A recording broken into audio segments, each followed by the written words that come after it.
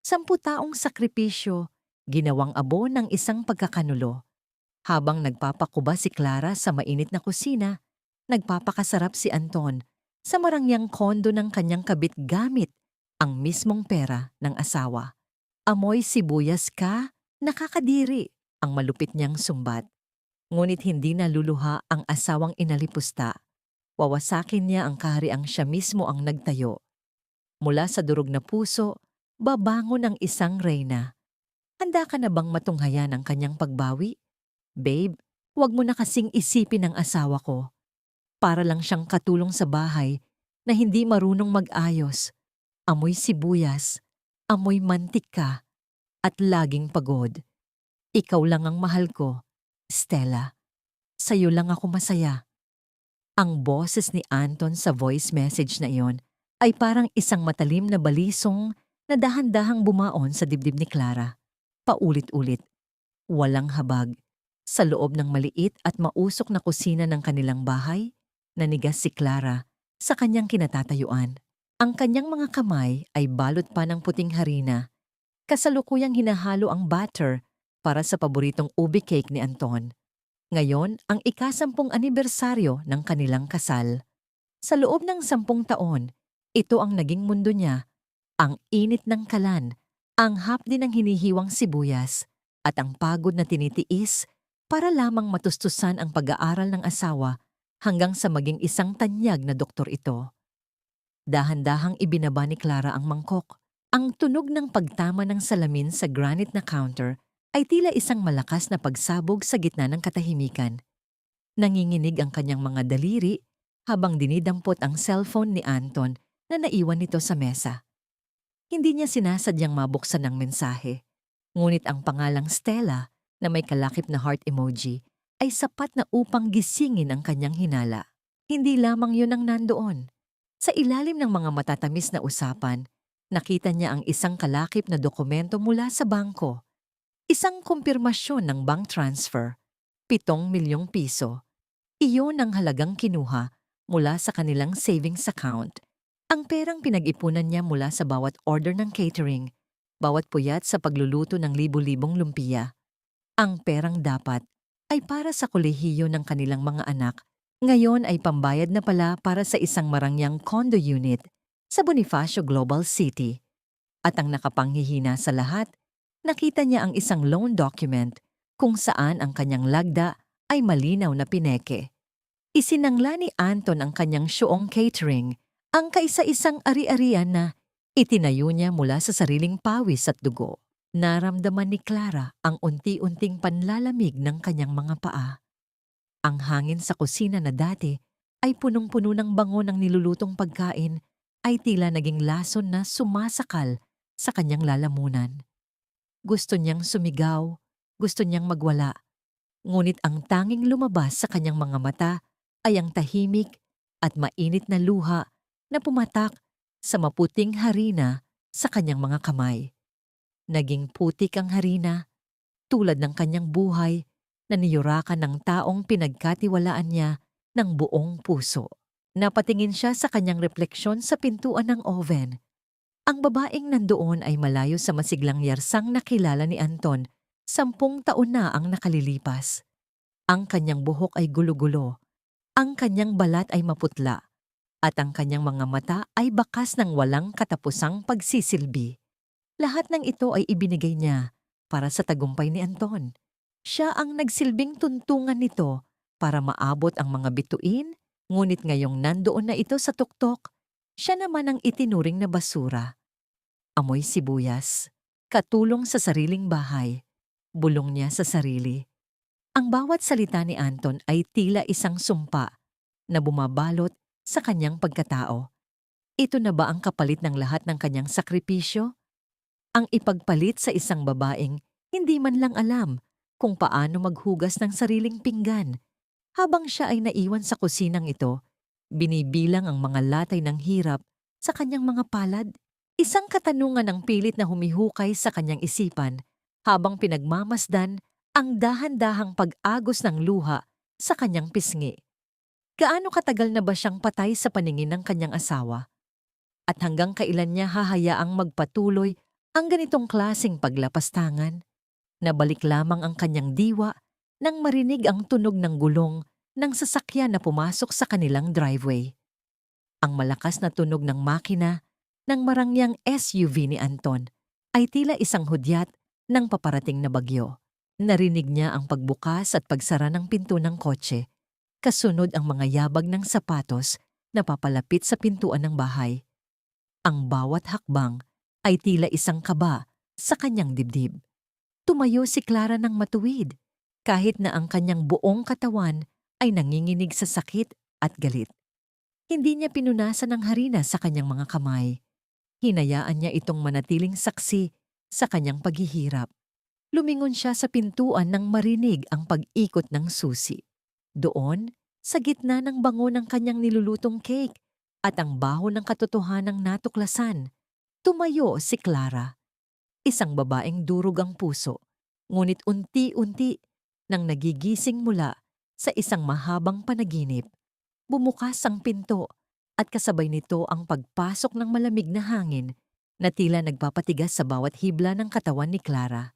Si Anton, suot ang kanyang mamahaling kurbata at puting coat na walang bahid ng dumi, ay tumigil nang makita ang asawang nakatayo sa gitna ng kusina.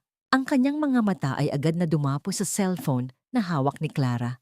Sa isang iglap, nawala ang pagod sa mukha ni Anton at napalitan ito ng matinding galit.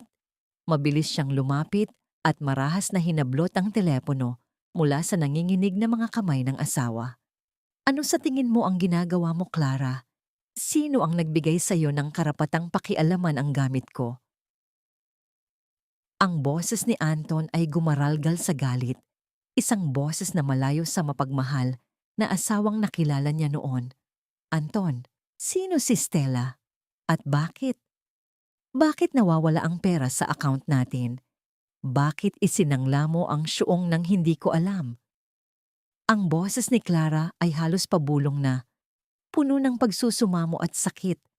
Umaasa pa rin ang isang maliit na bahagi ng kanyang puso na sasabihin ni Anton na isa lamang itong malaking pagkakamali.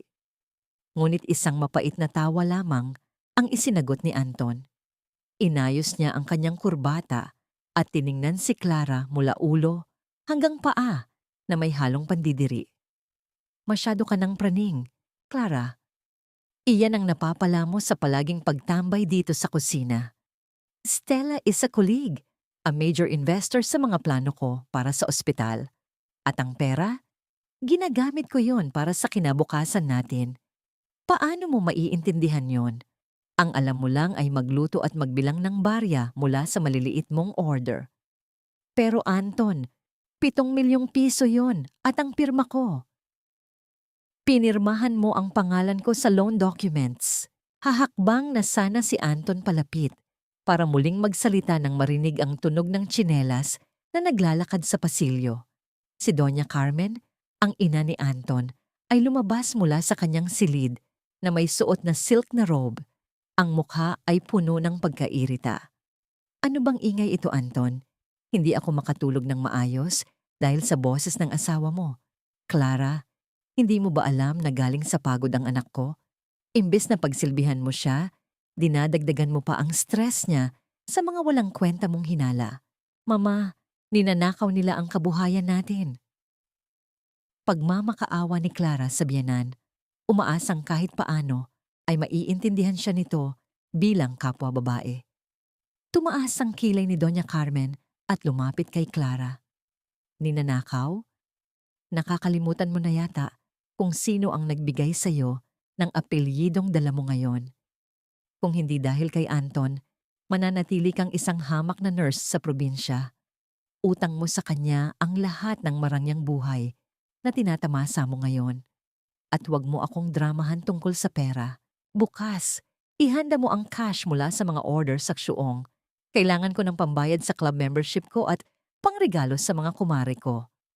Napako si Clara sa kanyang kinatatayuan.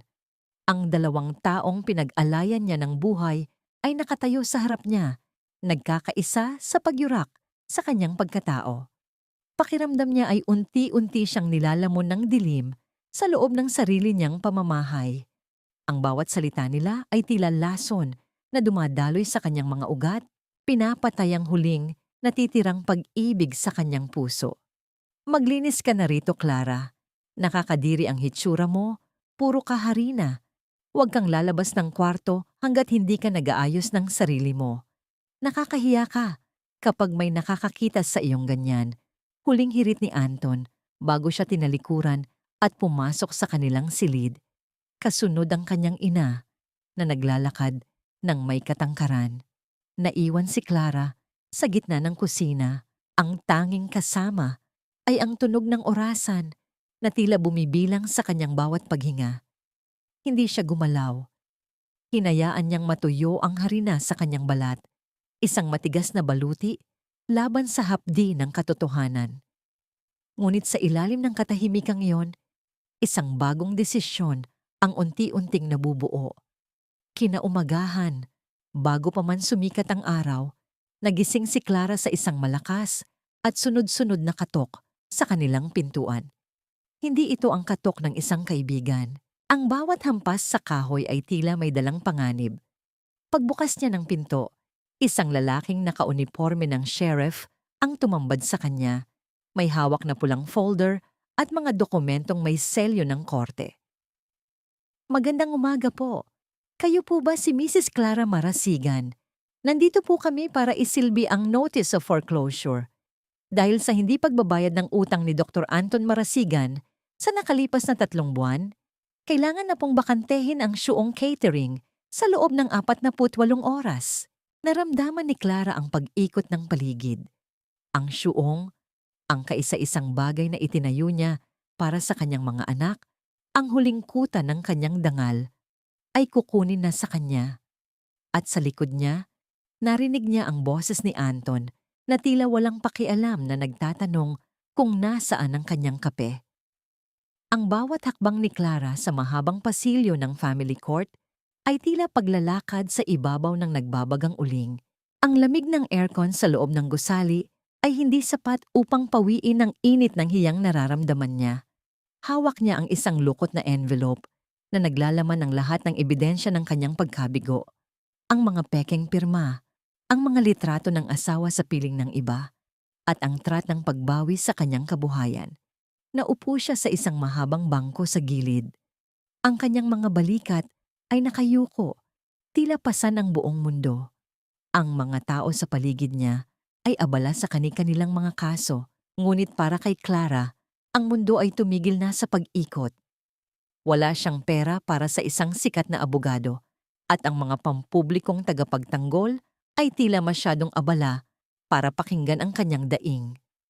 Sa gitna ng kanyang tahimik na paghikbi, isang puting panyo ang biglang lumitaw sa harap ng kanyang paningin.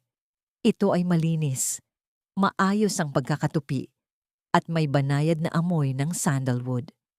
Ang mga luhang iyan ay masyadong mahalaga para lamang masayang sa sahig na ito. Isang baritonong boses ang bumasag sa katahimikan ng kanyang pag-iisa. Nag-angat ng tingin si Clara at nakita ang isang lalaking nasa huling bahagi ng kanyang 30. Maayos ang kanyang suot na charcoal gray suit. Ang kanyang mukha ay seryoso, ngunit ang kanyang mga mata ay kakikitaan ng isang uri ng lalim at pag-unawa na matagal nang hindi nakikita ni Clara sa ibang tao. Siya si Gabriel, isang abogado na kilala sa kanyang pagiging matalas, ngunit may puso para sa mga naapi. Salamat po, bulong ni Clara habang tinatanggap ang panyo. Ang gaspang ng kanyang sariling mga palad ay nagbigay sa kanya ng panibagong hiya nang sumayad ito sa makinis na tela.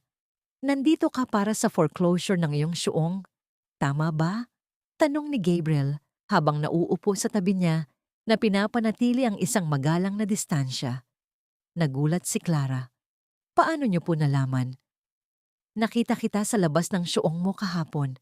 Nakita ko kung paano mo tiningnan ang kandadong yon. Ang tingin na yon ay hindi tingin ng isang taong sumusuko, kundi ng isang taong ninakawan ng kaluluwa. Kinuha ni Gabriel ang folder mula sa kandungan ni Clara. Huwag kang pipirma sa anumang settlement na iaalok nila sa iyo ngayon, Clara. Kapag ginawa mo yon, parang ikaw na rin ang naghukay ng sarili mong libingan. Pumasok sila sa loob ng isang maliit na silid sa opisina ni Gabriel sa tapat lamang ng korte. Doon, dahan-dahang inilatag ni Clara ang lahat ng kanyang dusa. Ikinuwento niya ang tungkol kay Anton, ang tungkol sa mga pekeng dokumento, at ang 10 taon ng kanyang buhay na unti-unting naging abo. Sa bawat salitang lumalabas sa kanyang bibig, tila nababawasan ang bigat sa kanyang dibdib. Habang nagsasalita si Clara, napansin niya ang pagbabago sa ekspresyon ni Gabriel nang mabanggit ang pangalan ni Dr. Anton Marasigan. Ang kanyang mga panga ay nag-abot at ang kanyang mga kamay na nakapatong sa mesa ay marahang naging kamao. Tila may isang madilim na alaala ang gumising sa kanyang isipan, ngunit agad niya itong itinago sa likod ng isang propesyonal na ngiti. "Clara, makinig ka sa akin ng mabuti," sabi ni Gabriel. Ang kanyang tinig ay puno ng awtoridad. "Kung hihiwalayan mo siya ngayon, aalis kang walang-wala. Gagamitin niya ang kapangyarihan niya bilang doktor at ang koneksyon ng kanyang ina para palabasin na ikaw ang may sala. Ngunit may isang bagay silang hindi alam. Ang bawat sentimong ginastos niya para sa babaeng iyon ay perang galing sa iyong paghihirap. At kukunin natin ang bawat sentimong iyon kasama ang kanyang dangal." Inabot ni Gabriel ang baso ng mainit na tubig at inilapit ito kay Clara. Nang tangkaing abutin ni Clara ang baso, muling nagtama ang kanilang mga daliri. Hindi lumayo si Gabriel. Sa halip, marahan niyang ipinatong ang kanyang kamay sa ibabaw ng kamay ni Clara. Ang init ng kanyang palad ay tila isang kuryenteng nagpadaloy ng lakas sa buong katawan ni Clara. "Huwag kang matakot, Clara. Hindi ka na mag-iisa sa labang ito," pangako ni Gabriel. Sa unang pagkakataon matapos ang mahabang panahon, nakaramdam si Clara ng isang maliit na kislap ng pag-asa. Ang apoy na akala niya ay tuluyan ng namatay ay muling nagliyab, mas matindi at mas malamig kaysa noon. Ang kanyang mga mata, na dati ay puno ng luha, ay nagkaroon ng isang uri ng talas na sapat upang magpabagsak ng isang higante. Nang lisanin ni Clara ang opisina ni Gabriel, ang kanyang lakad ay mas matatag na. Ngunit ang kanyang pag-asa ay agad na nayanig nang makita niya ang pamilyar na SUV ni Anton na nakaparada sa tapat ng isang mamahaling restaurant, ilang kanto lamang mula sa korte. Tumigil ang kanyang mundo nang bumukas ang pinto ng sasakyan.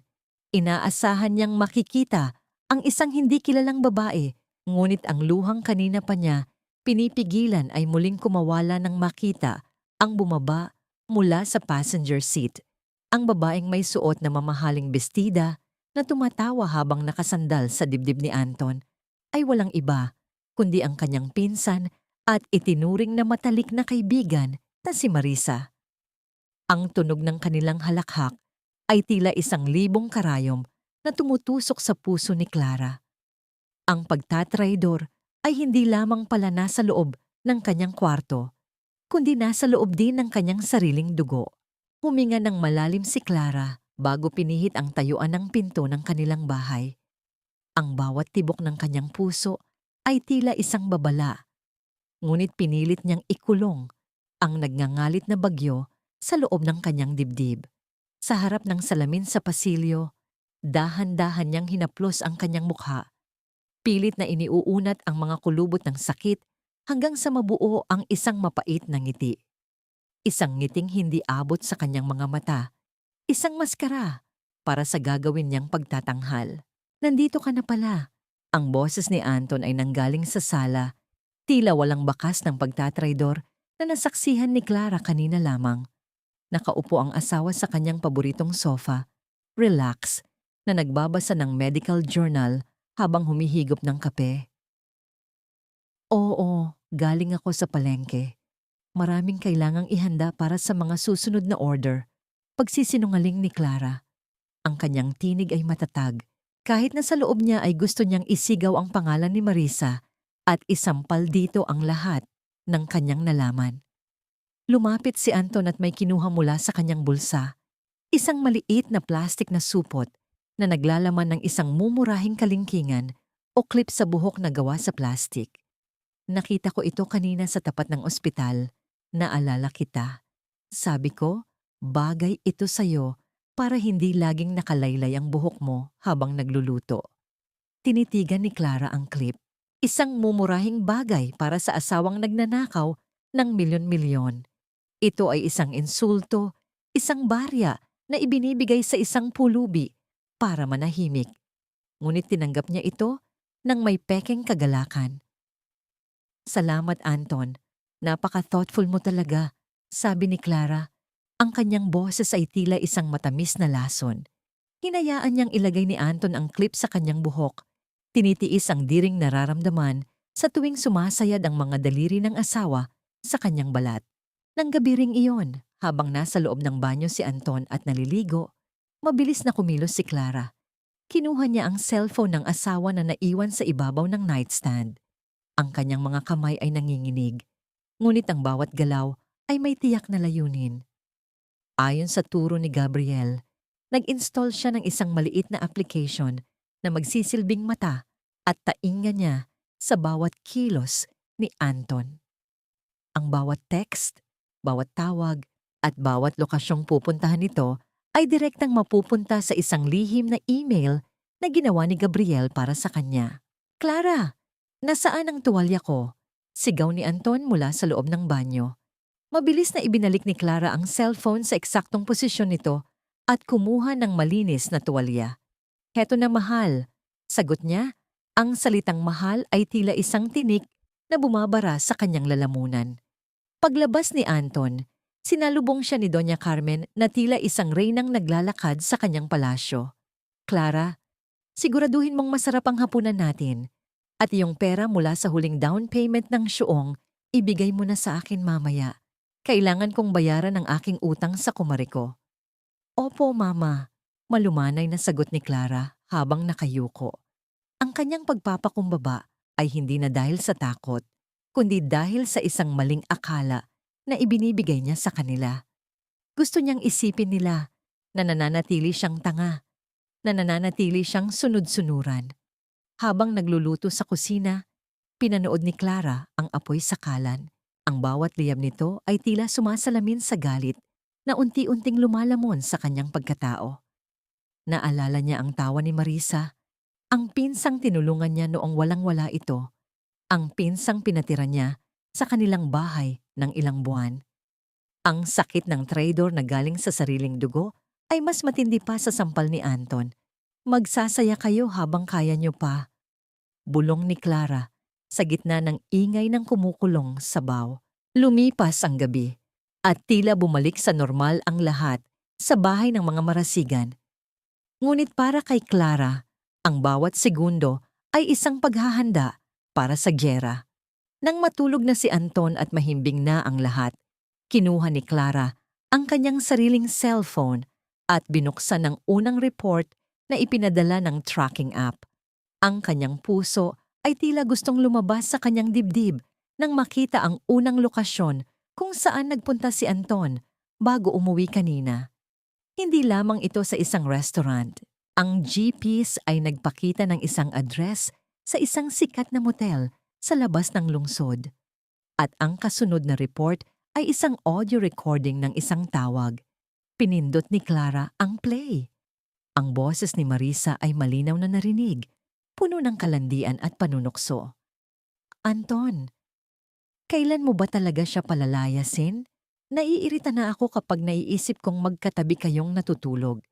At saka, siguraduhin mong sa pangalan ko ilalagay ang bagong sasakyang bibilhin mo, ha? Ang sagot ni Anton ay nagpaguho sa huling piraso ng katinuan ni Clara. Konting tiis na lang, babe. Kapag nakuha ko na ang huling pirma niya para sa kabuang paglipat ng titulo ng syuong, itatapon ko na siya sa kalsada na parang basurang walang silbi. Hinding-hindi niya malalaman ang tungkol sa atin. Napatakip ng bibig si Clara upang pigilan ng isang malakas na hagulgol. Ang kanyang buong katawan ay nayanig sa matinding panginginig. Hindi lamang pala ang syuong ang balak kunin ni Anton, kundi ang tuluyang pagbubura sa kanya sa mundong ito. Ngunit bago pa man niya matapos pakinggan ng recording, isang malakas na kalabog ang narinig niya mula sa pinto ng kanilang kwarto. Bumukas ito ng marahas at tumambad si Doña Carmen. Hawak ang isang sulat na tila galing sa bangko. Clara, ano itong nababasa ko? Bakit may stop payment order ang account ng Shuong? Anong kalokohan ito? Sigaw ng matanda habang dinuduro si Clara. Nagising si Anton at agad na napatayo sa kama.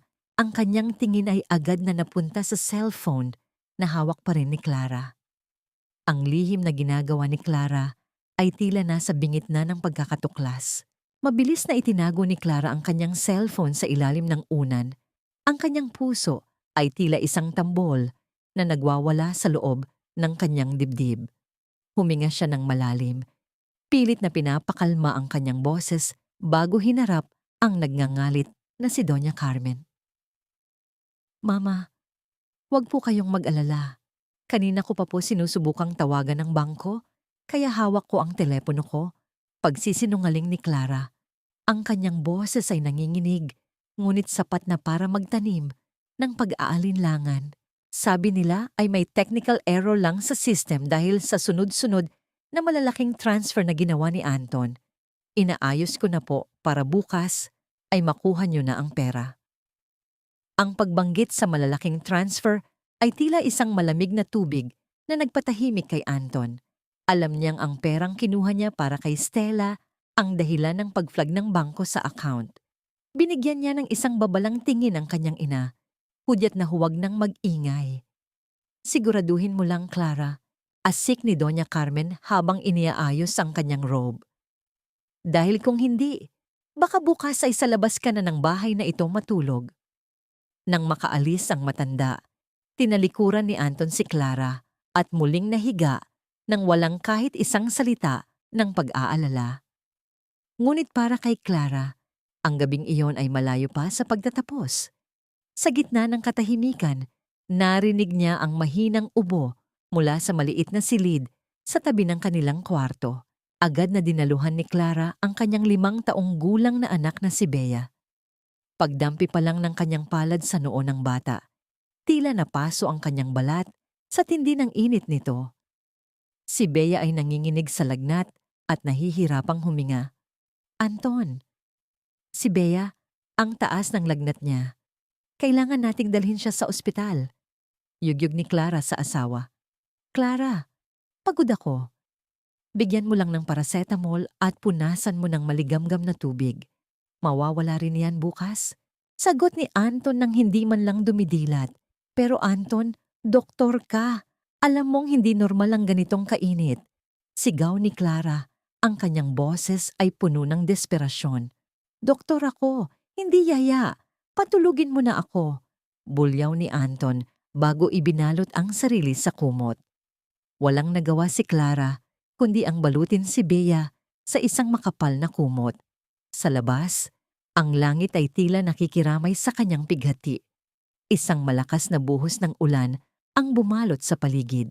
Dahil wala siyang susi ng sasakyan at walang pera para sa taxi, binuhat ni Clara ang anak at lumabas sa kalsada.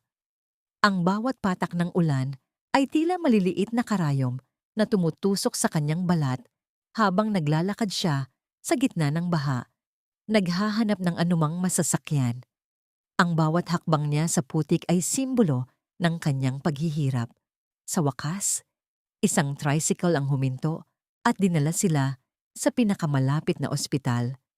Sa emergency room, tila gumuho ang mundo ni Clara nang hingan siya ng paunang bayad para sa mga laboratory test ni Bea. Binuksan niya ang kanyang pitaka, ngunit tanging ilang pirasong barya at mga resibo lamang ang nandoon. Ang lahat ng kanyang kinita ay kinuha na ni Anton at ng kanyang ina. Ma'am, kailangan po nating simulan ang gamutan para hindi magtuloy sa kumbulsyon ng bata. Sabi ng nurse, ang tinig ay puno ng awtoridad, ngunit may halong awa. Napaluhod si Clara sa malamig na sahig ng ospital, ang kanyang basang damit ay nakadikit sa kanyang katawan. Sa gitna ng puting liwanag ng ospital, naramdaman niya ang ganap na kawalan. Ngunit sa sandaling iyon, isang pamilyar na anino ang lumitaw sa kanyang harap. Si Gabriel. Hindi nagtanong ang abogado. Mabilis itong lumapit sa admission counter, inilabas ang kanyang credit card At sa loob ng ilang minuto ay nailipat na si Bea sa isang maayos na kwarto. Pagkatapos ay binalikan niya si Clara na nakaupo pa rin sa sahig, basang-basa at nanginginig sa lamig at takot. Hindi nagsalita si Gabriel.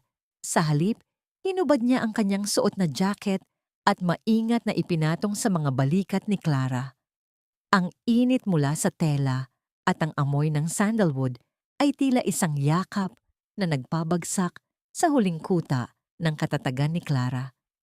Humagulgol siya sa dibdib ni Gabriel, ang kanyang mga luha ay humahalo sa tubig ulan sa kanyang mukha. "Nandito na ako, Clara. Ligtas na kayo?" Bulong ni Gabriel. Ang kanyang kamay ay marahang nakapatong sa likod ni Clara. Nararamdaman ang bawat panginginig ng babaeng labis na nasaktan. Nanatili si Gabriel sa tabi ni Clara sa buong magdamag.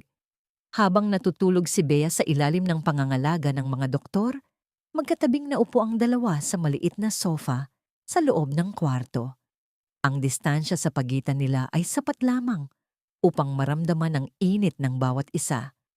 "Bakit mo ito ginagawa para sa akin, Gabriel?" tanong ni Clara. Ang kanyang boses ay paos sa kapaguran. Tumingin si Gabriel sa malayo.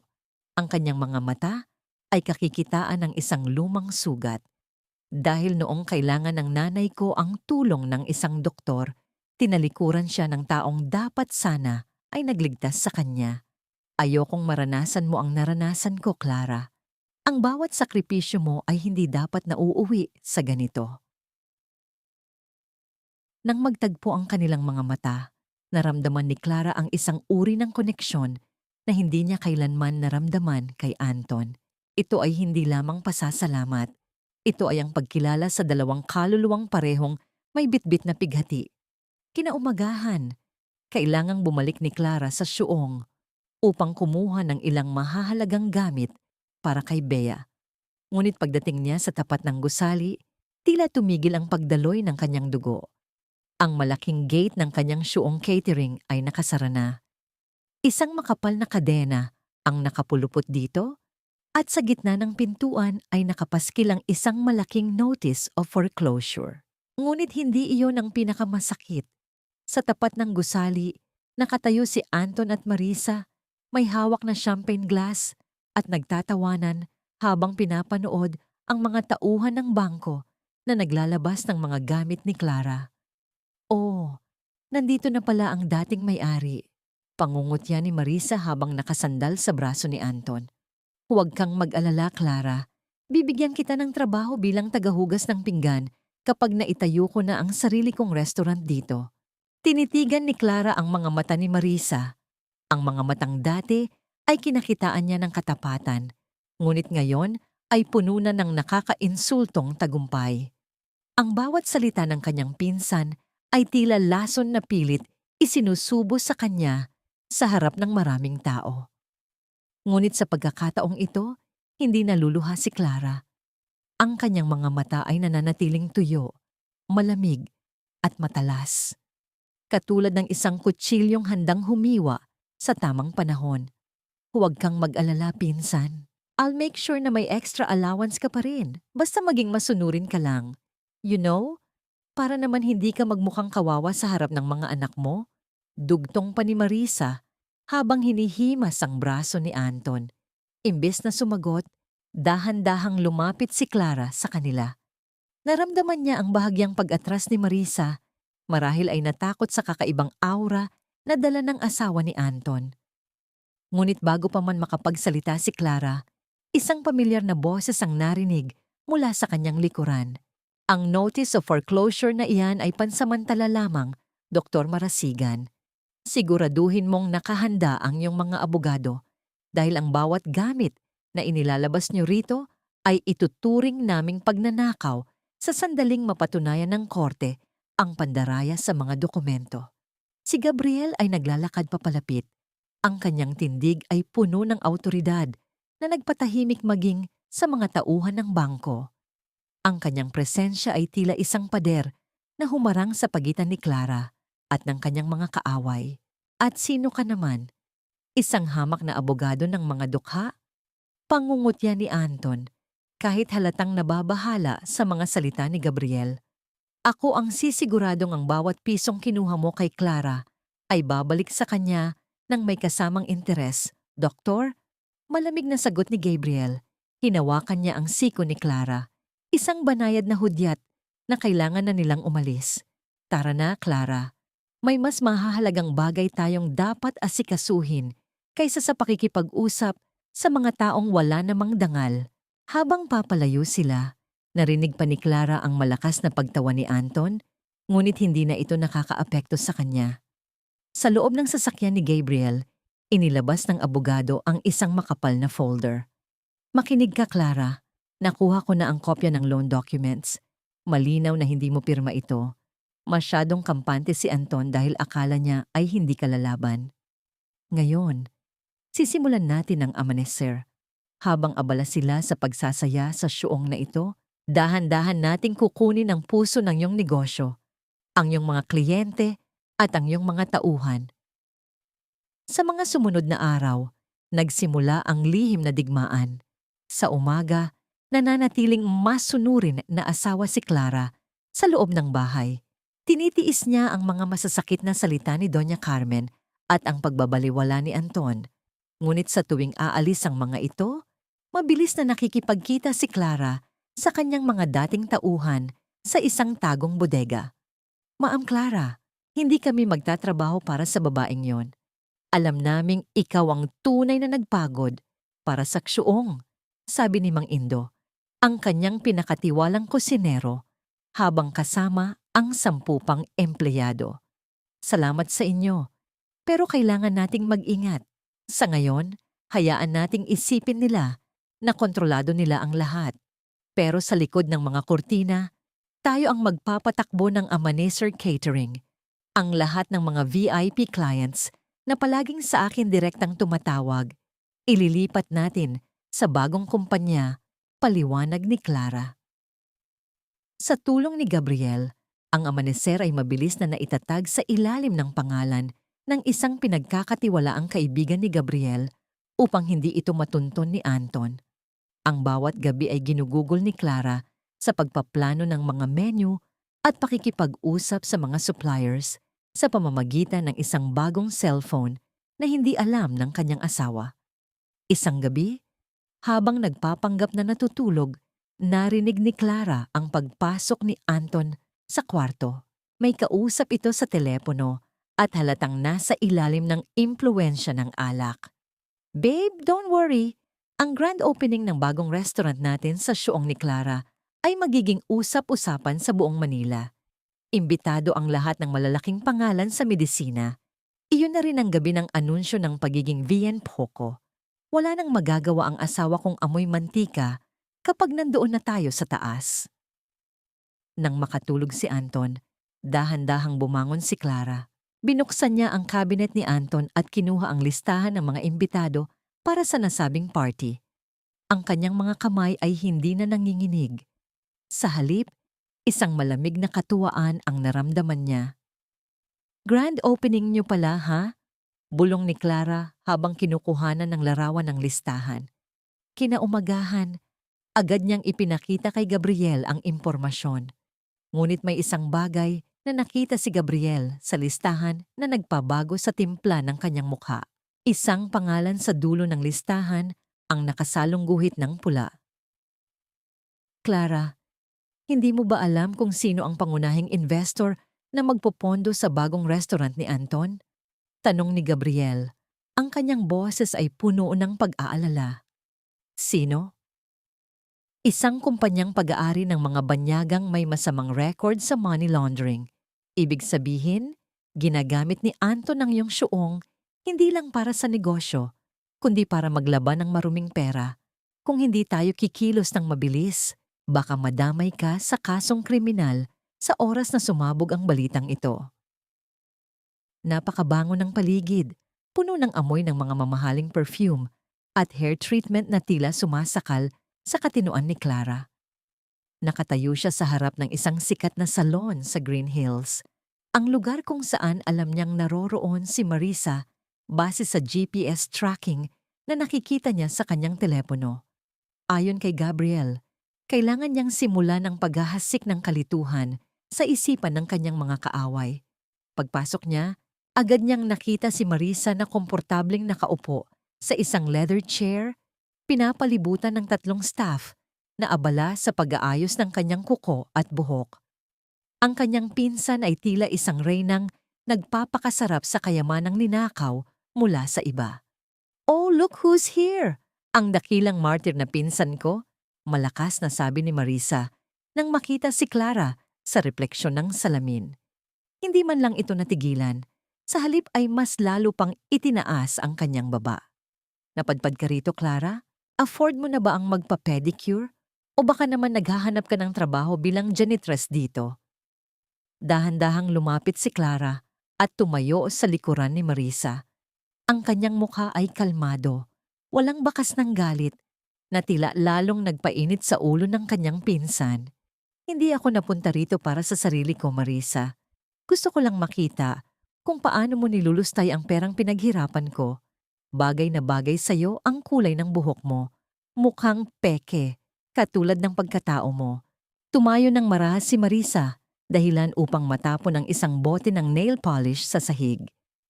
Ang pulang likido ay dahan-dahang kumalat sa puting tiles, tila sariwang dugo na umaagos. "Wala kang karapatang pagsalitaan ako ng ganyan.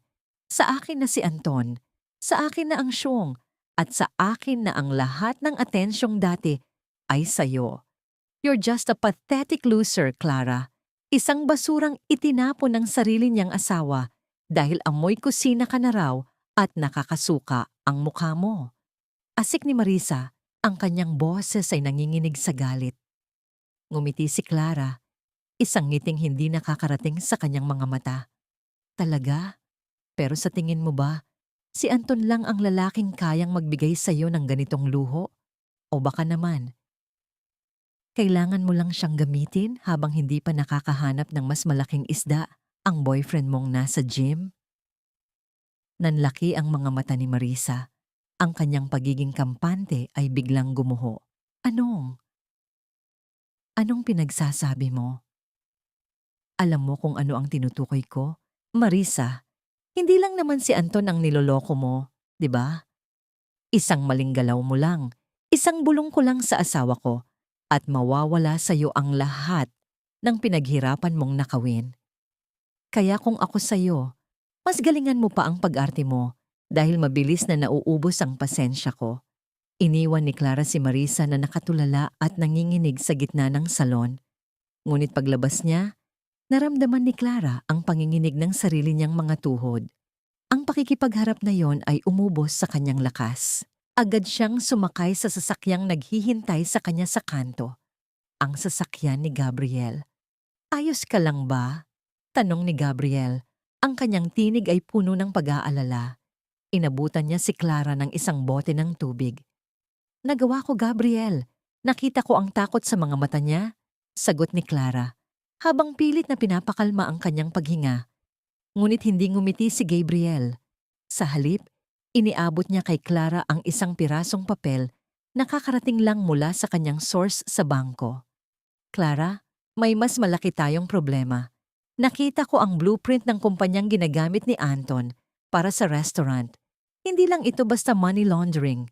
Lahat ng utang, lahat ng illegal na transaction, at lahat ng pananagutan sa batas ay nakapangalan sa'yo bilang dating CEO ng Syong. Anton is not just taking your money, he is setting you up to be the fall guy. Kapag bumagsak ang negosyo, ikaw ang mapupunta sa kulungan, hindi siya." Naramdaman ni Clara ang biglang paglamig ng kanyang paligid. Ang tagumpay niya kanina laban kay Marisa ay tila naging abo sa harap ng tuso at talamak na kasamaan ni Anton. "Anong gagawin natin, Gabriel?" Tiningnan siya ni Gabriel ng diretso sa mga mata. "Kailangan nating pasukin ang opisina ni Anton sa ospital. Kailangan nating mahanap ang orihinal na kontrata bago pa niya ito maipasa sa mga investor. Pero delikado ito, Clara. Kapag nahuli ka niya roon, wala na akong magagawa para protektahan ka." Bago pa makasagot si Clara, tumunog ang kanyang cellphone. Isang unknown number ang tumatawag. Nang sagutin niya ito, Tanging mabibigat na paghinga ang narinig niya sa kabilang linya bago ang isang boses ng lalaki ang nagsalita. Huwag mong subukang bawiin ang hindi na sa'yo, Clara. Isipin mo ang mga anak mo bago ka gumawa ng hakbang na pagsisisihan mo habang buhay. Mami, huwag mo po kaming iiwan. Natatakot po ako. Ang boses ni Bea na puno ng pangamba ay tila isang paulit-ulit na awit na humahalayhay sa isipan ni Clara. Nakaupo siya sa loob ng sasakyan ni Gabriel. Ang kanyang mga kamay ay mahigpit na nakakapit sa isang maliit na stuffed toy na naiwan ng kanyang anak. Ang bawat himulmol ng laruan ay tila nagpapaalala sa kanya ng bigat ng kanyang bawat hakbang. Ang banta sa kanyang mga anak ay ang huling hangganan, ang tanging bagay na hindi niya kailanman mapapatawad kay Anton. Huwag kang mag-alala, Clara. May mga tao akong nakabantay sa kanila sa bahay ng kapatid ko. Ligtas sila roon, paninigurado ni Gabriel. Ang kanyang boses ay tila isang matibay na haligi sa gitna ng nagngangalit na bagyo. Ngunit kailangan nating makuha ang orihinal na kontrata ngayong gabi. Kapag naisumite ni Anton ang mga dokumentong yon, bukas sa mga investor, mawawalan na tayo ng pagkakataong patunayan ang pandaraya niya. Tumango si Clara. Ang kanyang mukha ay kasing tigas ng marmol. Ang takot na kanina ay lumalamon sa kanya ay dahan-dahang napalitan ng isang malamig at kalkuladong galit. Ang ospital ay tila isang dambuhalang puting kabaong sa ilalim ng madilim na langit. Ang amoy ng disinfectants at ang malamig na liwanag ng mga fluorescent lights ay nagbibigay ng isang uri ng kilabot na sumasuot sa mga buto ni Clara. Alam niya ang pasikot-sikot dito. Dito rin siya nagtrabaho bilang niyersan bago niya isinuko ang lahat para kay Anton. Dahan-dahan siyang naglakad sa tahimik na pasilyo ng administrative wing. Ang bawat tunog ng kanyang mga sapatos sa makintab na sahig ay tila isang malakas na hudyat. Kaya pinili niyang maglakad ng dahan-dahan, halos hindi humihinga. Alam niyang nasa isang board meeting si Anton sa kabilang gusali. Isang pagkakataon na hindi niya dapat sayangin. Nang makarating sa tapat ng opisina ni Anton, nanginginig ang kanyang mga daliri habang inilalabas ang duplicate na susi na kinuha niya sa bag ng asawa noong 1 linggo. Ang tunog ng pagpihit ng trangka ay tila isang pagsabog sa gitna ng katahimikan. Pagpasok sa loob, sinalubong siya ng amoy ng mamahaling tabako at leather. Ang amoy ng tagumpay ni Anton na itinayo sa kanyang mga luha. Mabilis siyang lumapit sa dambuhalang desk ng asawa. Hinalughog niya ang mga drawer. Ang kanyang puso ay tila gustong kumawala sa kanyang dibdib sa bawat segundong lumilipas. Nasaan na iyon? Bulong niya sa sarili. Sa ilalim ng isang nakatagong compartment sa pinakaibabang drawer, nahanap niya ang isang itim na folder. Pagbukas niya rito, tumambad ang orihinal na kontrata ng Shuong. Doon, nakita niya ang kanyang huwad na pirma, isang pangit na kopya ng kanyang pangalan na magiging ebidensya ng kataksilan ni Anton. Ngunit hindi lang iyon. Sa likod ng dokumento, may isang maliit na pulang notebook. Binuksan ito ni Clara at ang kanyang dugo ay tila naging yelo. Hindi lamang ito listahan ng mga investor. Ito ay isang detalyadong record ng mga suhol na ibinibigay ni Anton sa ilang opisyal ng ospital at ang mga transaksyon sa kumpanyang binanggit ni Gabriel. At ang pinakamasakit, may mga sulat kamay na nota ni Anton tungkol sa kung paano niya dahan-dahang lalalason ang reputasyon ni Clara para makuha ang ganap na kustodiya ng mga bata sa oras na maghiwalay sila. Hayop ka, Anton. Ang tanging nasabi ni Clara. Ang kanyang boses ay nanginginig sa matinding puot. Isasara na sana niya ang folder nang marinig niya ang tunog ng papalapit na mga yabag sa pasilyo. Ang mabibigat na hakbang ng sapatos na balat ay hindi pwedeng ipagkamali. Si Anton. Mabilis na iginala ni Clara ang kanyang paningin. Walang ibang matataguan sa loob ng opisina kundi ang likod ng mahabang kurtina sa tabi ng bintana. Mabilis siyang sumisid doon, pilit na pinapakalma ang kanyang paghinga habang idinidikit ang katawan sa pader. Bumukas ang pinto at narinig niya ang pagbukas ng switch ng ilaw. Ang liwanag ay tumagos sa manipis na tela ng kurtina. Narinig niya ang pagbuntong hininga ni Anton at ang tunog ng pagbagsak ng kanyang susi sa mesa. "Babe, nandito na ako sa opisina. Sandali lang, kukunin ko lang ang folder at susunod na ako sa kondo." Boses ni Anton sa telepono, halatang kausap si Marisa.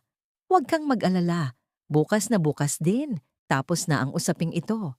Wala nang Clara na manggugulo sa atin. Magiging malaya na tayo, kasama ang lahat ng perang ito." Naramdaman ni Clara ang pag-init ng kanyang mga mata, ngunit pinigil niya ang bawat luha. Ang kanyang kamay ay mahigpit na nakakapit sa folder na hawak niya.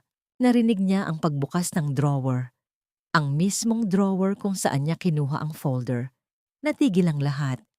Ang katahimikan ay naging kasing bigat ng tingga. Nasaan ang folder? Ang boses ni Anton ay naging paos at puno ng panganib. Narinig ni Clara ang marahas na paghila ng iba pang mga drawer. Ang tunog ng mga papel na nagliliparan at mga gamit na natatapon sa sahig ay tila isang babala ng paparating na karahasan. Pagkatapos, tumigil ang lahat ng ingay. Dahan-dahan, naramdaman ni Clara ang anino ni Anton na papalapit sa bintana. Ang bawat hakbang nito ay tila isang hatol ng kamatayan. Narinig niya ang tunog ng kamay ni Anton na humahawak sa gilid ng kurtina. "Alam kong nandito ka, Clara. Amoy sibuyas pa rin ang paligid."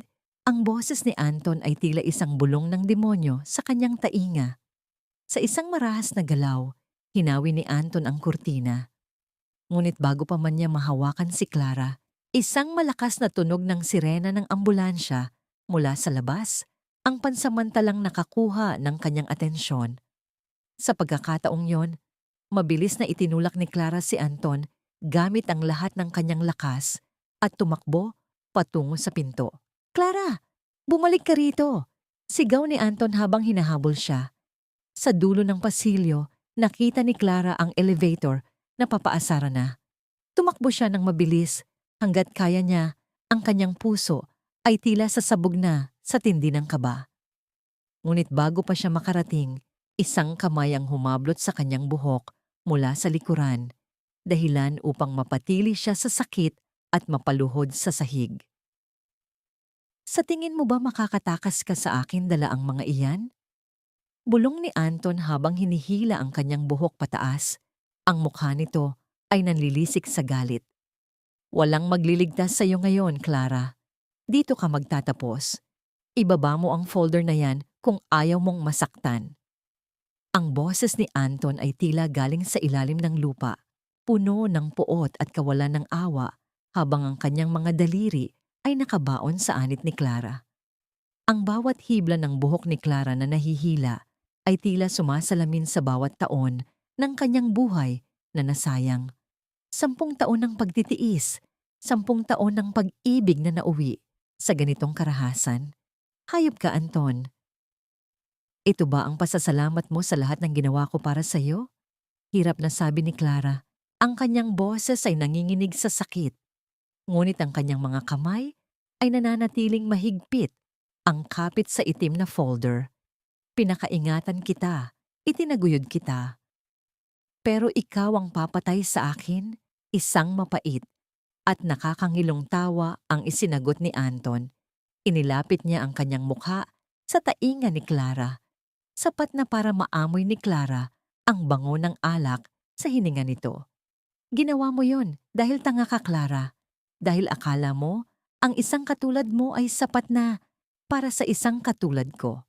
Tingnan mo ang sarili mo. Duguan, basang-basa, at mukhang basahan. Sa tingin mo ba may maniniwala sa'yo kapag sinabi kong magnanakaw ka?" Naramdaman ni Clara ang pagbagsak ng kanyang katawan sa malamig na tiles ng ospital nang itulak siya ni Anton. Ang kanyang tuhod ay tumama sa matigas na sahig, isang tunog ng butong nagtatama na nagdulot ng matinding kirot. Ngunit mas masakit ang katotohanang ang lalaking hiningan niya ng tulong noong may sakit ang kanilang anak ay siya ring lalaking nagnanais na mawala siya sa mundo. Ibigay mo sa akin ang folder, Clara. Asik ni Anton, akma itong susunggab nang biglang bumukas ang pinto ng elevator sa dulo ng pasilyo. Isang matangkad na anino ang mabilis na lumabas at tumakbo patung sa kanila. Bago pa man mahawakan ni Anton si Clara, isang malakas na kamay ang humawak sa braso ng doktor at binalibag ito palayo. Lumayo ka sa kanya, Anton marasigan. Si Gabriel. Ang kanyang mga mata ay nanlilisik sa galit. Ang kanyang dibdib ay mabilis na tumataas baba sa tindi ng pagtakbo. Agad niyang hinarangan si Clara, tila isang matibay na kalasag laban sa kasamaan ni Anton. At ikaw na naman, sigaw ni Anton habang inaayos ang kanyang gusot na puting coat. Anong karapatan mong pumasok sa ospital na ito at pakialaman ang usapang mag-asawa? Ang karapatan ko ay ang batas, doktor. Malamig na sagot ni Gabriel. Kinuha niya ang kanyang cellphone at itinaas ito. Naka-livestream ang lahat ng ginagawa mo ngayon sa security department ng ospital at sa aking law firm. Isang galaw mo pa at sisiguraduhin kong hindi ka lang mawawalan ng lisensya kundi mabubulok ka sa kulungan. Napahinto si Anton. Tumingin siya sa paligid at nakita ang mga CCTV cameras na nakatutok sa kanila. Ang kanyang mukha na kanina ay puno ng yabang ay biglang namutla. Alam niyang ang kanyang reputasyon, ang tanging bagay na mas mahalaga sa kanya kaysa sa kanyang pamilya, ay nasa bingit na ng pagkawasak.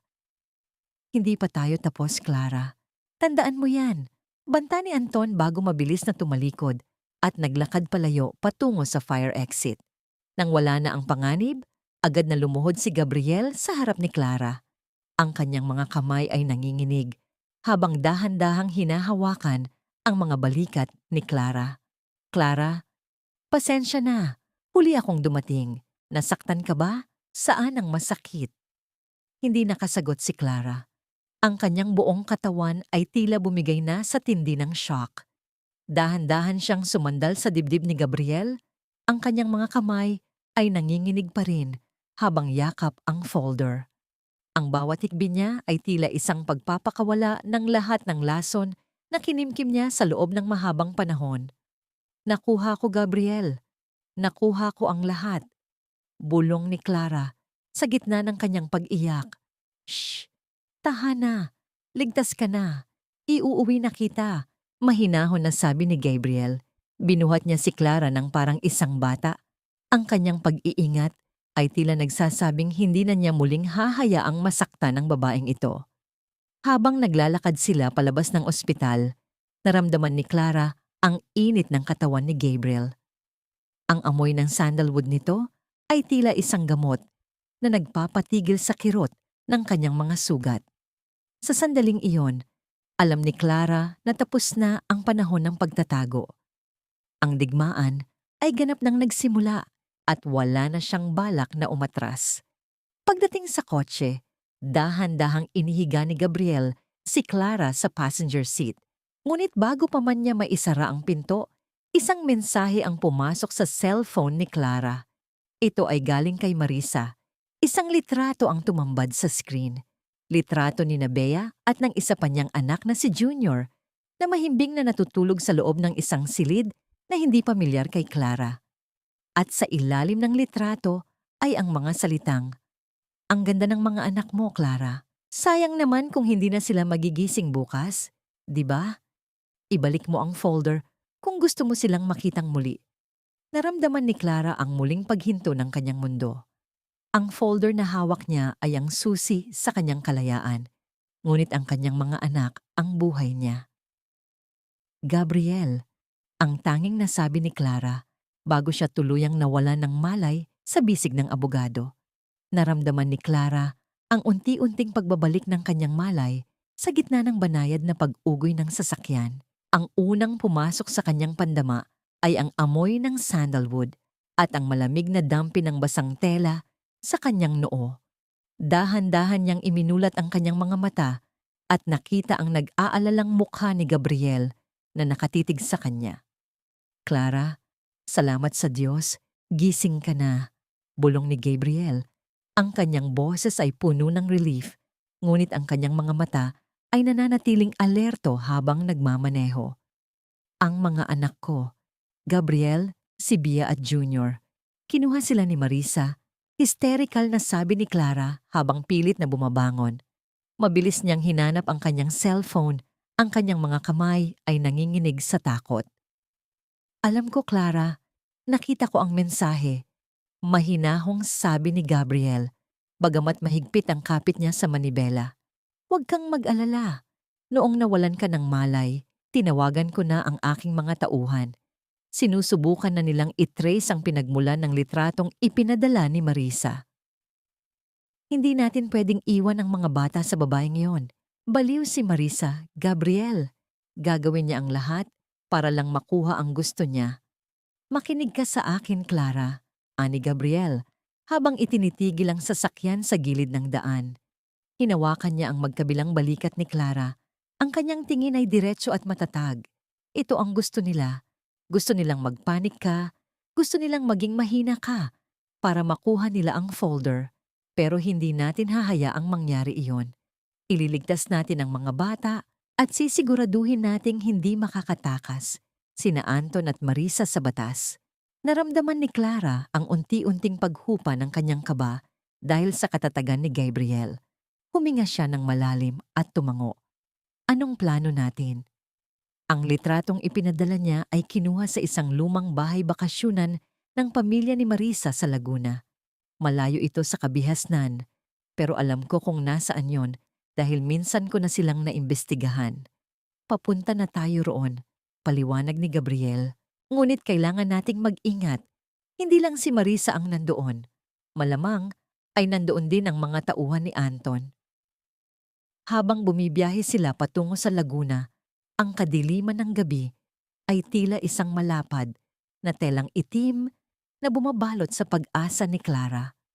Ang bawat minutong lumilipas ay tila isang taon sa kanyang pakiramdam. Napatingin siya sa itim na folder na nakapatong sa kanyang kandungan.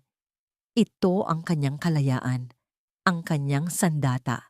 Ngunit handa siyang sunugin ito sa isang iglap para lamang sa kaligtasan ng kanyang mga anak.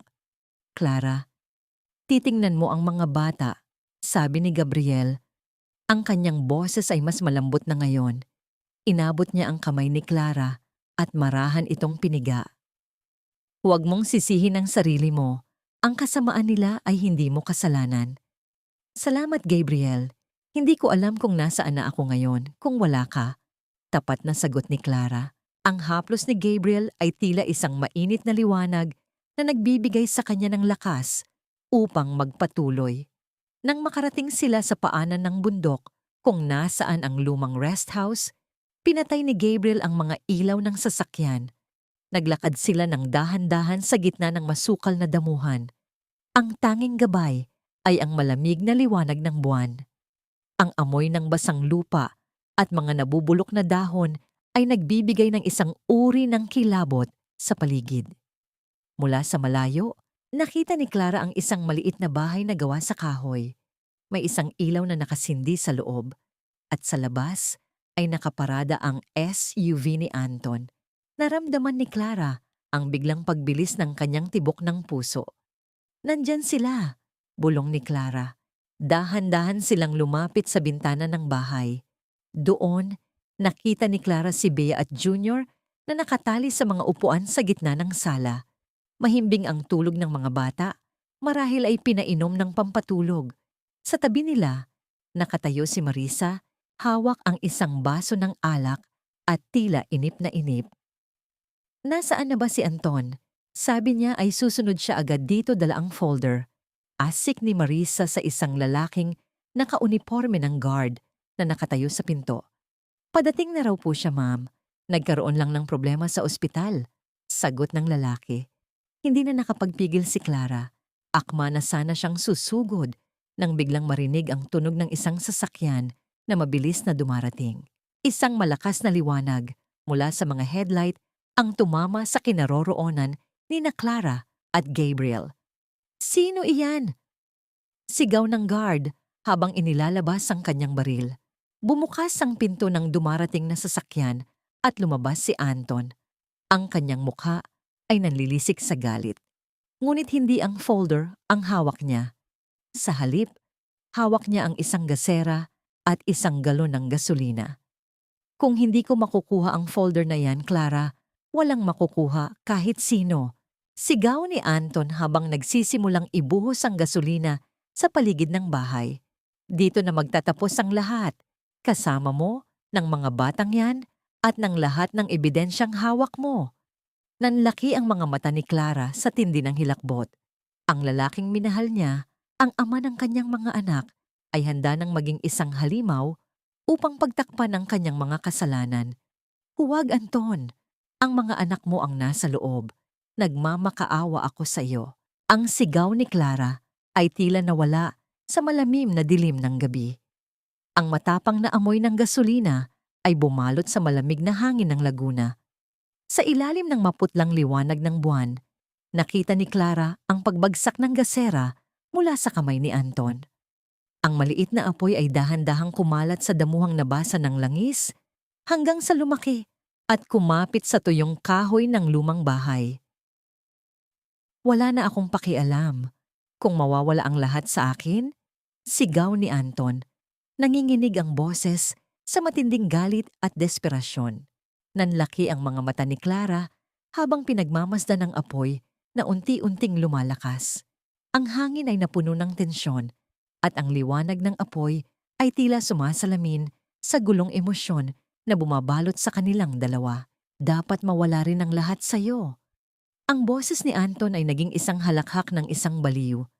Mabilis siyang tumakbo patungo sa kanyang sasakyan. Iniwan ang bahay na unti-unti nang nilalamon ng apoy. Hindi nag-aksaya ng panahon si Gabriel. Sa isang mabilis na galaw, hinarang niya ang gwardyang akmang bubunot ng baril. Isang malakas na pagkakahawak sa braso at isang mabilis na pag-ikot ang nagpabagsak sa lalaki sa lupa. Clara, pasok! Ako nang bahala rito sa labas. Sigaw ni Gabriel habang pilit na pinipigilan ng gwardya at tinitingnan ang papalayong sasakyan ni Anton. Walang pag-aalinlangang sumugod si Clara patungo sa nasusunog na bahay. Ang init na nagmumula sa mga pintuan ay tila humahapdi sa kanyang balat at ang makapal na usok ay dahan-dahang bumabalot sa kanyang paningin. Ngunit ang imahe ni Bea at Junior na nakatali sa loob ay mas malakas kaysa sa takot niya sa kamatayan. Pagpasok niya sa sala, sinalubong siya ng naglalagablab na kurtina. Nakita niya si Marisa na nakasandal sa kanto, nanginginig sa takot at hindi makagalaw. Ang katapangan nito kanina ay naglaho na parang bula sa harap ng tunay na panganib. Marisa, tulungan mo ako! Sigaw ni Clara habang hinahablot ang isang kutsilyo sa mesa para putulin ang mga tali ng kanyang mga anak. Ayoko! Ayokong mamatay dito! Tanging nasabi ni Marisa bago ito mabilis na tumakbo palabas, iniwan ang kanyang sariling mga pamangkin sa gitna ng apoy. Hindi na lumingon si Clara. Sa gitna ng ubo at hirap na paghinga, dinaluhan niya ang kanyang mga anak. Bea, Junior, gising! Nandito na si Mommy. Mabilis niyang pinutol ang mga lubid. Binuhat niya si Junior na walang malay at hinila si Bea na dahan-dahan nang nagigising ngunit lito pa rin sa nangyayari. Ang bubong ng bahay ay nagsisimula nang gumiriit. Ang tunog ng nababali na kahoy ay tila isang babala na anumang sandali ay guguho na ang lahat. Sa huling pagkakataon, binuhat ni Clara ang dalawang bata gamit ang lahat ng lakas na natitira sa kanyang katawan. Tumakbo siya patungo sa bintana, ang tanging lagusan na hindi pa ganap na nababalot ng apoy. Clara! Talon! Narinig niya ang boses ni Gabriel mula sa labas. Sa gitna ng nagbabagang paligid, tumalon si Clara kasama ang kanyang mga anak. Naramdaman niya ang sakit ng pagtama ng kanyang katawan sa damuhan, ngunit ang mahalaga ay ang init ng paghinga ng kanyang mga anak sa kanyang bisig. Mabilis silang nilapitan ni Gabriel. Agad nitong kinuha ang mga bata at inilayo sa nagliliyab na gusali. Ayos lang ba kayo? May masakit ba? Tanong ni Gabriel. Ang kanyang boses ay puno ng panginginig at pag-aalala habang sinusuri ang bawat galos ni Clara. Ligtas sila, Gabriel. Ligtas ang mga anak ko, bulong ni Clara bago siya muling mapahandusay sa damuhan. Ang kanyang mga kamay ay puno ng uling at bahagyang pasa mula sa pagligtas sa mga bata. Nanatili silang magkatabi sa ilalim ng madilim na langit. Pinapanood ang dahan-dahang pagtupok ng apoy sa bahay na naging saksi sa pinakamadilim na gabi ng kanilang buhay. Sa gitna ng trahedyang yon, naramdaman ni Clara ang kamay ni Gabriel na humawak sa kanyang palad. Hindi ito ang hawak ng isang abogado sa kanyang kliyente. Ito ay ang hawak ng isang taong nangangakong hinding-hindi na muling hahayaang mangyari ang ganitong klaseng pighati. Tapos na ang pagtatago, Clara. Ngayon, sisiguraduhin nating pagbabayaran ni Anton ang lahat ng ito. Sabi ni Gabriel, ang kanyang mga mata ay naglalagablab sa determinasyon, mas matindi pa sa apoy na nasa harap nila. Kinaumagahan, habang nasa ligtas na silid sila sa isang pribadong klinika, inabutan ni Gabriel si Clara ng isang baso ng gatas. Ngunit bago pa man makainom si Clara, pumukas ang pinto at pumasok ang isang pulis. Mrs. Marasigan, kailangan niyo pong sumama sa amin sa presinto. May natagpo ang bangkay sa loob ng nasunog na bahay sa Laguna. At ayon sa mga saksi, ang huling nakitang pumasok sa loob ay kayo. Nabitawan ni Clara ang baso. Ang puting likido ay kumalat sa sahig. Tila isang paalala na ang kapayapaang akala niya ay nakuha na niya ay isa lamang panandaliang hininga bago ang susunod na hagupit ng tadhana. Mawalang galang na po, officer, pero ang kliyente ko ay biktima rito. Siya ang muntik ng mamatay kasama ang kanyang mga anak sa apoy na yon. Ang boses ni Gabriel ay tila isang bakal na panangga habang nakatayo siya sa pagitan ni Clara at ng mga pulis sa loob ng malamig na presinto. Sa ilalim ng bumbilyang aandap-andap, ang mukha ni Clara ay kakikitaan ng labis na kapag-uran. Ang kanyang mga kamay, na may mga paso at balot ng benda, ay nanginginig sa ibabaw ng mesa. Ang amoy ng lumang papel at sigarilyo sa loob ng istasyon ay tila sumasakal sa kanya. Ngunit mas masakit ang katotohanang ibinato sa kanya ng opisyal. May natagpo ang bangkay sa abo ng Laguna at lahat ng daliri ay nakaturo sa kanya. Naiintindihan ko, attorney, pero kailangang magpaliwanag ng asawa ni Dr. Marasigan kung bakit may testigo kaming nagsasabing siya ang huling nakitang pumasok sa bahay bago ito sumabog. Tugon ng pulis habang inilalatag ang ilang litrato ng nasunog na paligid. Naramdaman ni Clara ang unti-unting pagguho ng kanyang katinoan. Sa loob-loob niya, gusto niyang sumigaw. Gusto niyang sabihing si Anton ang nagbuhos ng gasolina. Si Anton ang humihip ng apoy sa sarili nilang buhay. Ngunit ang bawat salitang lumalabas sa kanyang bibig ay tila nawawalan ng silbi sa harap ng tuso at planadong bitag ng kanyang asawa. Gabriel, ang mga anak ko. Bulong ni Clara, ang kanyang boses ay paos at halos hindi marinig. Nasaan sila? Ligtas ba sila? Ligtas sila, Clara. Kasama sila ng kapatid ko sa isang secure na lokasyon. Walang makakalapit sa kanila. Sagot ni Gabriel, habang hinahawakan ng mahigpit ang balikat ni Clara upang bigyan ito ng lakas. Makinig ka sa akin. Ginagawa ito ni Anton para ilihis ang investigasyon mula sa kanya. He is playing the victim. At ngayon, ginagamit niya ang media para palabasin na ikaw ang baliw at mapanganib na asawa.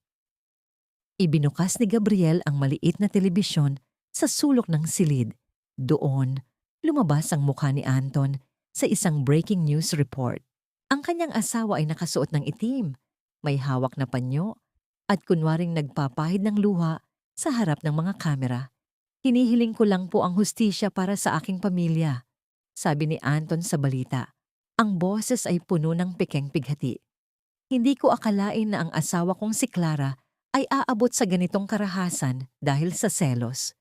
Nawala ang aming bahay at ngayon, hindi ko alam kung nasaan ang aking mga anak. Clara, kung nasaan ka man, parang awa mo na.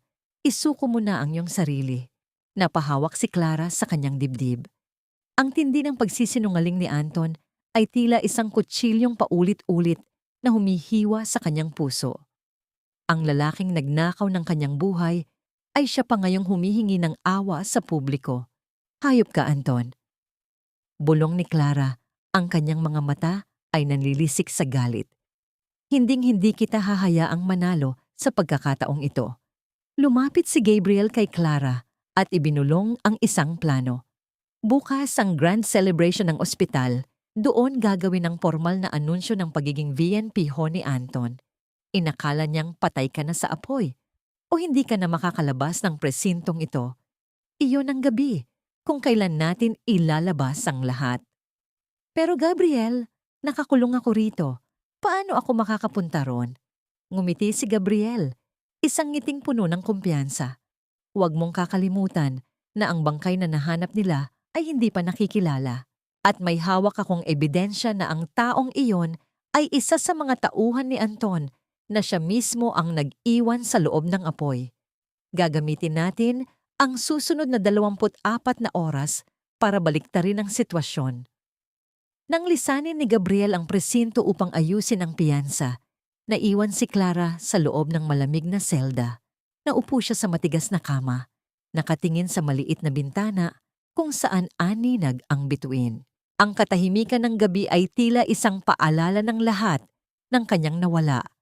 Ang kanyang syuong, ang kanyang tiwala, at ang kanyang kapayapaan. Ngunit sa gitna ng kadiliman, naramdaman niya ang isang uri ng lamig na hindi nanggagaling sa paligid, kundi sa kanyang sariling determinasyon. Kinuha niya ang maliit na hairpin na ibinigay sa kanya ni Anton noon, ang mumurahing plastik na simbolo ng kanyang pagkaalipin. Dahan-dahan niya itong binali sa dalawa. Ang tunog ng pagkabali ay tila isang hudyat ng kanyang ganap na pagbabago. Ang gabing ito ang huling gabi ng iyong tagumpay, Anton. Sabi ni Clara sa hangin, dahil bukas, ang apoy na sinimulan mo ang siyang tutupok sa iyong buong kaharian. Habang nakapikit si Clara, isang katanungan ng pilit na bumabalot sa kanyang isipan. Sino ang bangkay na natagpuan sa loob ng bahay? At nasaan si Marisa? Ang ingay ng tawanan at ang kalantog ng mga kristal na baso sa loob ng engranding ballroom ng Manila Hotel ay tila isang nakakangilong musika sa pandinig ni Anton. Nakatayo siya sa gitna ng entablado, suot ang kanyang pinakamahal na tuksedo, habang ang liwanag ng dambuhalang chandelier ay nakatutok sa kanya. Ngayong gabi, ang pangarap niyang maging VNPO ng pinakamalaking ospital sa bansa ay ganap ng matutupad. Sa aking mga kasamahan sa medisina at sa aking butihing ina, Doña Carmen, salamat sa inyong suporta. Ang boses ni Anton ay puno ng pekeng kagalakan habang nakatayo sa podium. Sa kabila ng trahedyang nangyari sa aking pamilya sa Laguna, sa kabila ng pagkawala ng aking asawa at mga anak dahil sa isang baliw na desisyon, kailangang magpatuloy ang pagsisilbi. Isang sandali ng katahimikan ang bumalot sa silid, sinundan ng mahihinang bulungan ng simpatya mula sa mga panauhin. Si Doña Carmen, na nakaupo sa harap, ay marahang nagpapahid ng luha sa kanyang pisngi gamit ang isang lace na panyo. Ngunit bago pa man makapagpatuloy si Anton, ang malalaking pinto ng ballroom ay marahang bumukas. Isang matangkad na babae ang pumasok. Ang kanyang bawat hakbang sa pulang carpet ay tila nagdadala ng isang uri ng kapangyarihan na nagpatahimik sa lahat. Nakasuot siya ng isang luma, ngunit napakagandang pulang bestida na lapat sa kanyang katawan. Ang kanyang buhok ay maayos na nakapusod at ang kanyang mukha ay maliwanag, matapang at puno ng dangal. Ang asawang dati ay amoy sibuyas ay wala na. Sa harap nila ay isang babaeng handang sumingil sa bawat patak ng luhang kanyang ibinuhos. Si Clara. Ang baso ng alak sa kamay ni Anton ay dahan-dahang nanginig hanggang sa malaglag ito sa sahig. Ang pagbasag ng kristal ay tila isang hudyat ng pagtatapos ng kanyang kasinungalingan. Napatingin ang lahat kay Clara, kasama si Gabriel na nakatayo sa kanyang likuran, hawak ang itim na folder. Masyadong maaga para sa iyong pagluluksa, Anton. Ang boses ni Clara ay umalingaw-ngaw sa buong ballroom, malinaw at walang bakas ng takot. Ang asawang inakala mong namatay na sa apoy ay narito na para tapusin ang palabas mo. Clara, paano? Paano ka nakalabas? Labab ni Anton, ang kanyang mukha ay naging kasing puti ng papel. Hindi lang ako nakalabas, Anton. Bitbit ko rin ang lahat ng katotohanan. Sabi ni Clara habang naglalakad patungo sa entablado. Sa isang senyas ni Gabriel, ang malaking projector screen sa likod ni Anton ay bumukas. Imbes na ang curriculum vitae ni Anton ang lumabas, tumambad sa lahat ang mga ebidensya ng kanyang krimen. Ang mga peking pirma sa loan documents, ang mga transaksyon ng money laundering sa kumpanyang banyaga, at ang pinakamatindi, isang video recording mula sa dashboard camera ng sasakyan ni Anton sa Laguna. Doon, malinaw na nakita at narinig ang boses ni Anton habang ibinubuhos ang gasolina at ang kanyang pagtawa habang sinisiklaban ng bahay kung nasaan ang sarili niyang mga anak. Ang buong ballroom ay napuno ng ingay ng pagkabigla at pagkadiri. Ang mga iginagalang na doktor ay nagsimulang tumayo at lumayo kay Anton na tila may dala itong nakakahawang sakit. Iyan ay peke. Isang paninira lamang yan.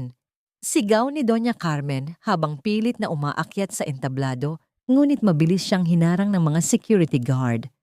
Tapos na ang pag-arte niyo, Doña Carmen, sabi ni Gabriel habang iniaabot ang isang opisyal na dokumento sa Board of Directors ng ospital.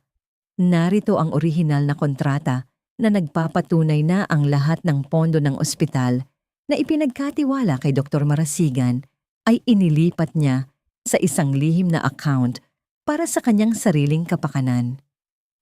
Pumasok ang mga pulis sa ballroom. Ang tunog ng kanilang mabibigat na sapatos sa tiles ay tila isang hatol ng kamatayan para kay Anton. Lumapit ang isang opisyal at pinalibutan ng posas ang mga kamay ni Anton. Dr. Anton Marasigan, you are under arrest for attempted parricide, arson, and multiple counts of estafa and falsification of public documents. Malamig na sabi ng pulis. Tumingin si Anton kay Clara. Ang kanyang mga mata ay puno ng desperasyon at huling subok ng pagmamanipula. Clara, patawarin mo ako. Para sa mga bata, huwag mong gawin ito. Lumapit si Clara sa kanyang asawa. Tapat na para maramdaman nito ang kanyang hininga. Ang tanging bagay na gagawin ko para sa mga bata ay ang siguraduhing hinding-hindi na nila makikita ang isang halimaw na katulad mo. Ang anibersaryo natin ngayon, di ba? Heto ang regalo ko sa iyo, ang iyong kalayaan mula sa dangal, sa yaman, at sa aming buhay. Dinala ng mga pulis si Anton palabas, habang si Doña Carmen ay humahagulhol sa sahig. Tinalikuran ng lahat ng kanyang mga kaibigan. Ang kaharian na itinayo nila sa kasinungalingan ay gumuho sa loob lamang ng ilang minuto. Hinarap ni Clara ang mga panauhin. Ang kanyang mga mata ay nanatiling matatag. Ang hustisya ay hindi palaging tahimik. Minsan, kailangan nitong sumigaw sa gitna ng karamihan para marinig ang katotohanan. Nang matapos ang gulo, lumapit si Gabriel kay Clara. Ang ballroom ay unti-unti nang nababakante at ang tanging natitira ay ang dahan-dahang pagpatay ng mga ilaw. Tapos na, Clara. Malaya ka na, bulong ni Gabriel. Salamat, Gabriel. Pero nasaan si Marisa? Bakit hindi siya sumama sa pagbagsak ni Anton? Tanong ni Clara. Ang kanyang pakiramdam ay nagsasabing hindi pa ganap na tapos ang lahat. Tumingin si Gabriel sa kanyang cellphone at ang kanyang mukha ay naging seryoso. Natagpuan na namin si Marisa at ang bangkay na nahanap sa Laguna. Hindi iyon tauhan ni Anton. Iyon ay ang gabi-gabing kasama ni Marisa sa gym. Pinatay siya ni Marisa bago pa sumiklab ang apoy. Ang tunog ng mga alon na humahampas sa mga batuhan sa tabing dagat ng Batangas ay tila isang malungkot na awit ng nakaraan. Sa dulo ng isang abandonadong pantalan, nakatayo ang isang sira-sirang kubo kung saan nagtatago si Marisa. Ang amoy ng alat at nabubulok na kahoy ay bumabalot sa paligid.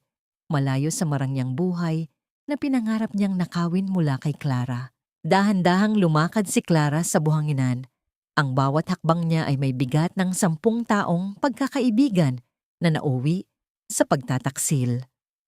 Sa likuran niya, nananatiling alerto si Gabriel, nakahandang protektahan siya sa huling pagkakataon. Nasaan ang dati mong tapang, Marisa?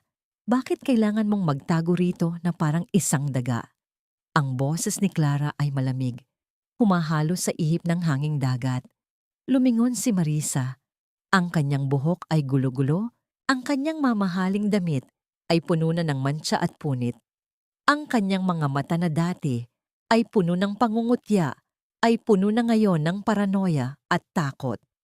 Hawak niya ang isang maliit na bag. Yakap-yakap ito, na tila ba iyon ang huling piraso ng kanyang buhay. Kasalanan mo ang lahat ng ito, Clara. Kung ibinigay mo na lang sa akin si Anton, kung nanahimik ka na lang sa kusina mo, hindi sana aabot sa ganito. Sigaw ni Marisa, ang kanyang boses ay pumiyok sa tindi ng emosyon. Ibinigay ko sa iyo ang lahat, Marisa. Pinatira kita sa bahay ko, pinakain kita, itinuring kitang kapatid. Pero anong ginawa mo? Sinunog mo ang buhay ko para lang sa isang lalaking hindi ka naman talaga mahal. Tugon ni Clara, habang dahan-dahang lumalapit. Mahal niya ako. Mas mahal niya ako kaysa sayo. Mahal ka niya? Kung mahal ka niya, bakit ikaw ang pinagbabayad niya ngayon? Bakit ang bangkay ni Dave ang natagpuan sa Laguna? Tanong ni Clara. Ang kanyang boses ay tila isang hatol. Napaupo si Marisa sa buhanginan. Ang kanyang mga kamay ay nanginginig. Hindi ko sinasadya. Aksidente lang ang lahat. Gusto niyang magsumbong kay Anton tungkol sa amin. Nag-away kami. Tumama ang ulo niya sa kanto ng mesa. Natakot ako, Clara. Kaya noong dumating si Anton dala ang gasolina, naisip ko na yon na ang pagkakataon para mawala ang lahat ng problema ko. Naramdaman ni Clara ang matinding panlulumo. Ang pinsang mahal niya ay hindi lamang naging kabit, kundi naging isang mamamatay tao para lamang pagtakpan ang sariling dumi. Ang pagtataksil ni Marisa ay mas malalim pa sa sugat na iniwan ni Anton. Dugo kita, Marisa, pero mas masahol ka pa sa demonyo. Ginamit mo ang mga anak ko. Muntik mo na silang mapatay sa apoy na yon para lang pagtakpan ng krimen mo, sabi ni Clara. Ang bawat salita ay puno ng pagkamuhing nanggagaling sa kailaliman ng kanyang puso. Lumabas ang mga pulis mula sa likod ng mga puno. Ang tunog ng kanilang mga sapatos sa buhangin ay mabilis na lumapit. Narinig ni Marisa ang pagkasa ng mga baril at ang utos na itaas ang kanyang mga kamay. Huwag! Huwag niyo akong kukunin! Sigaw ni Marisa habang pilit na tumatakbo patungo sa dagat, ngunit mabilis siyang nahabol at napadapa sa tubig. Ang tunog ng mga posas na sumasara sa kanyang mga kamay ay tila hudyat ng wakas ng kanyang ilusyon. Habang hinihila ng mga pulis si Marisa palayo, tumingin ito kay Clara. Ang mukha nito ay hindi nakakikitaan ng katinoan. Nagsimula siyang tumawa ng malakas, isang tawang puno ng kabaliwan na umalingaw-ngaw sa buong dalampasigan. Nanalo ka na nga, Clara, pero amoy sibuyas ka pa rin. Hinding-hindi ka magiging sapat. Huling hiyaw ni Marisa bago siya isinakay sa loob ng mobile. Naiwan si Clara sa pampang, nakatingin sa malawak na karagatan. Naramdaman niya ang dahan-dahang pagpatak ng kanyang luha, hindi dahil sa sakit, kundi dahil sa wakas ay nabitawan na niya ang lahat ng bigat na dinala niya sa loob ng mahabang panahon. Lumapit si Gabriel at tumayo sa tabi niya. Hinayaan niyang humilig ang ulo ni Clara sa kanyang balikat. Walang salita, tanging ang tunog ng mga alon at ang malamig na hangin ng saksi sa katahimikang nagdadala ng kapayapaan. Tapos na ang lahat, Clara. Wala na ang mga aninong humahabol sa iyo. Bulong ni Gabriel. Oo, Gabriel. Tapos na. Sagot ni Clara. Tumingin siya sa kanyang mga kamay. Ang mga kamay na dati ay puro harina at sugat. Ngunit ngayon ay malinis at malaya. Ngayon, oras na para mabuhay, para sa sarili ko at para sa mga anak ko. Nang lisanin nila ang tabing dagat, ang sikat ng umaga ay nagsisimula nang sumilip sa abot tanaw. Ang dilim ng Laguna, ang hapde ng Maynila, at ang laso ng pagtataksil ay dahan-dahan nang natutunaw sa ilalim ng bagong liwanag. Ang bango ng sariwang banila at bagong pitas na mga rosas ay humahalimuyak sa loob ng bagong tayong gusali ng Amanecer Catering and Events. Ang sikat ng araw sa umagang yon ay dahan-dahang tumatago sa malalaking bintanang salamin, nagbibigay ng gintong liwanag sa bawat sulok ng silid. Ito ang araw ng formal na pagbubukas ng negosyong binuo ni Clara mula sa mga abo ng kanyang nakaraan. Nakatayo si Clara sa harap ng isang dambuhalang salamin sa kanyang opisina.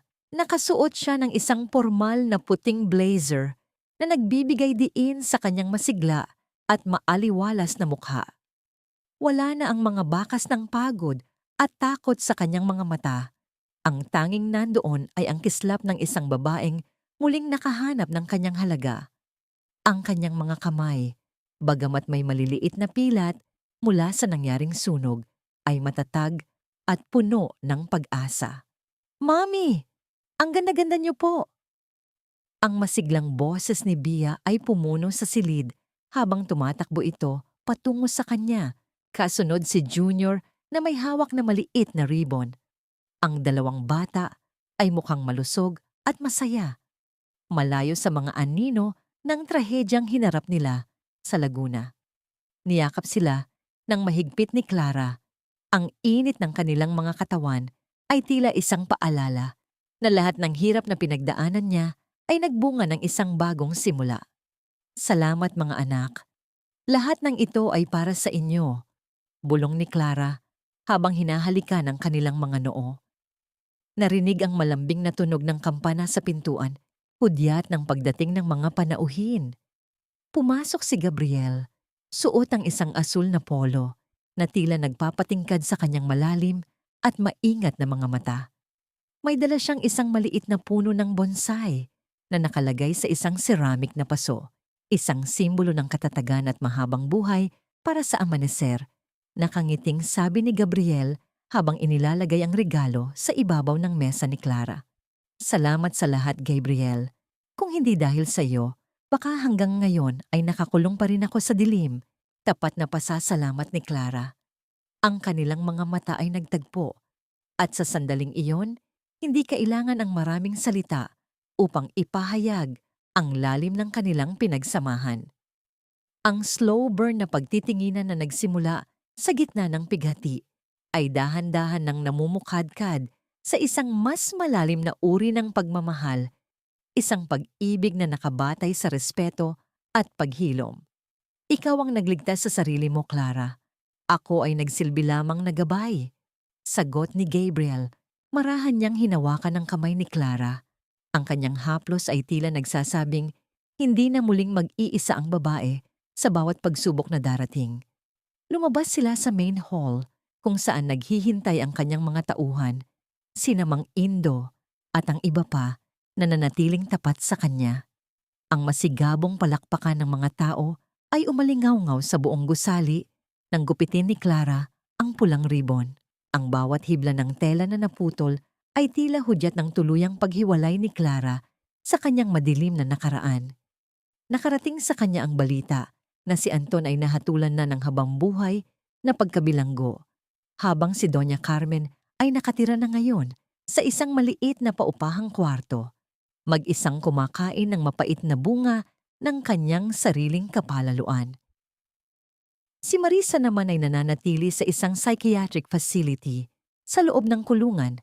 Kinakausap ang mga aninong siya rin ang gumawa. Ngunit ngayong araw, hindi na iniisip ni Clara ang mga taong nanakit sa kanya.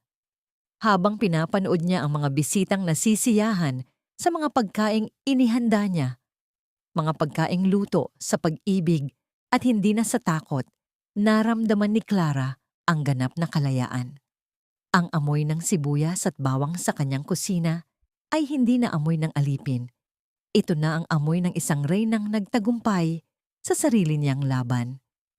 Nang sumapit ang hapon, naglalakad sina Clara at Gabriel sa maliit na garden sa labas ng syuong. Ang langit ay puno ng kulay kahel at lila. Isang napakagandang paglubog ng araw na tila nagbibigay ng basbas sa kanilang bagong kabanata. Anong iniisip mo?